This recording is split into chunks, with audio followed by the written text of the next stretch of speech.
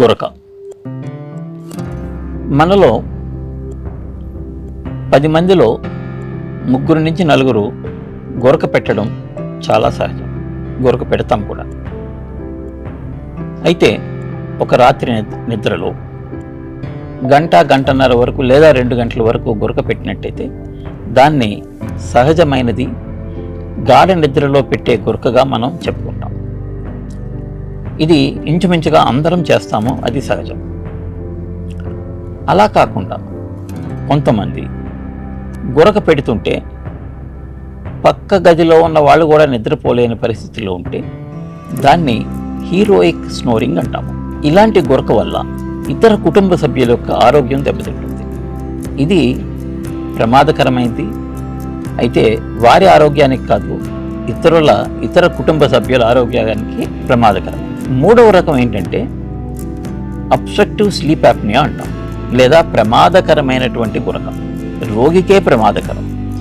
ఇక్కడ ఏమవుతుందంటే వీరు పడుకున్న 5 నిమిషాలకే నిద్రలోకి వెళ్ళిపోవడం, గురక మొదలు పెట్టడం, ఇంచుమించుగా రాత్రి అంతా నిద్రపోతున్నంతసేపు గురక పెడుతూ, అంతేకాకుండా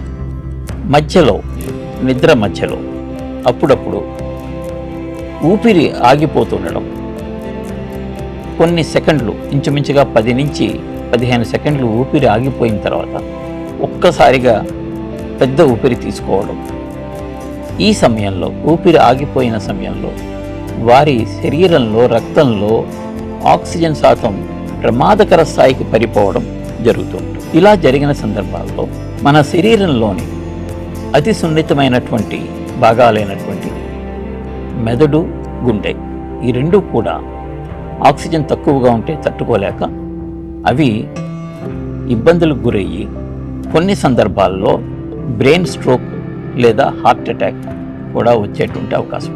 ఇంకా కొన్ని సందర్భాల్లో ఏమాత్రం ప్రమాద సూచికలు లేకుండా నిద్రలో గురక పెడుతున్న సమయంలో, ఊపిరి ఆగిన సమయంలో ఒక్కసారిగా గుండె లోపల గుండె వేగం కొట్టుకోవడం అతిగా కొన్ని 100ల స్థాయిలోకి లేదా మరీ తక్కువ స్థాయిలోకి పడిపోవడంలో ఒక్కసారిగా హార్ట్ అటాక్ రావడం, నిద్రలో ఏ కంప్లైంట్ లేకుండానే ప్రాణం విడిచిపోవడం జరుగుతూ ఉంటుంది.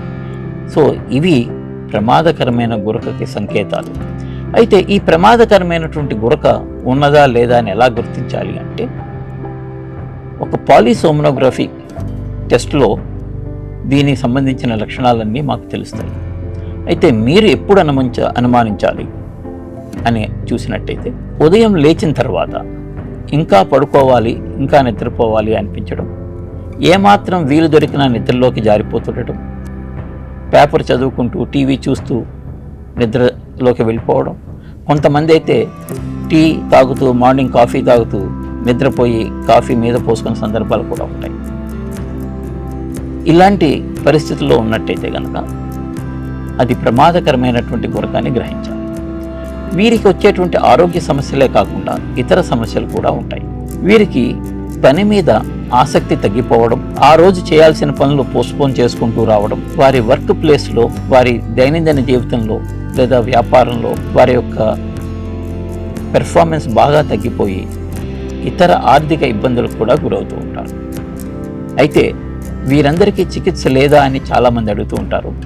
దీనికి సరైన చికిత్స, ఇబ్బంది ఎక్కడుంది అంటే ఊపిరి తీసుకునే మార్గంలో ఎక్కడ అడ్డంకి ఉంది అన్నది మేము కొన్ని టెస్టుల ద్వారా గమనించి ఆ అడ్డంకిని ఆపరేషన్ ద్వారా లేదా వేరే ఇతర మార్గాల ద్వారా సరిచేసినట్టయితే వీరికి తప్పకుండా మంచి ఫలితం లభిస్తుంది. ఈ గురకకి సంబంధించిన ఆపరేషన్లు చాలా ప్రమాదకరమైనవి లేదా రిస్క్తో కూడుకున్నవని చాలామంది డాక్టర్లు కూడా భావిస్తూ ఉంటారు.